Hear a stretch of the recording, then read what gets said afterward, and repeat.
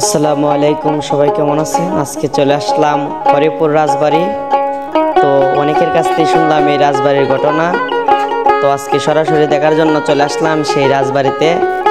তো চলুন আমরা আস্তে আস্তে সামনে আগাই, আপনাদেরকে সবটি ঘুরে ঘুরে দেখাবো।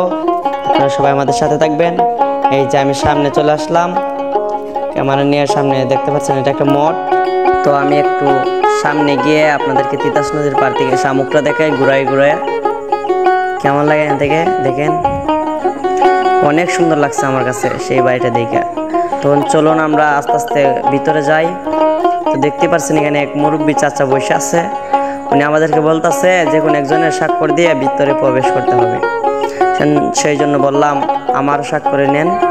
আমার সাইন দিয়ে আমরা ভিতরে আস্তে আস্তে প্রবেশ করলাম। ভিতরটা দেখেন অসাধারণ। দেখেন আমি চারিবাজু আপনাদেরকে ঘুরিয়ে ঘুরে দেখাইবো, সবাই আমার ভিডিওতে থাকবেন, সবাই মনোযোগ দিয়ে দেখবেন। দেখেন এখানে অনেক ভাইয়েরা আসছে, অনেক ভাইয়েরা এবং অনেক বোনেরও আসছে।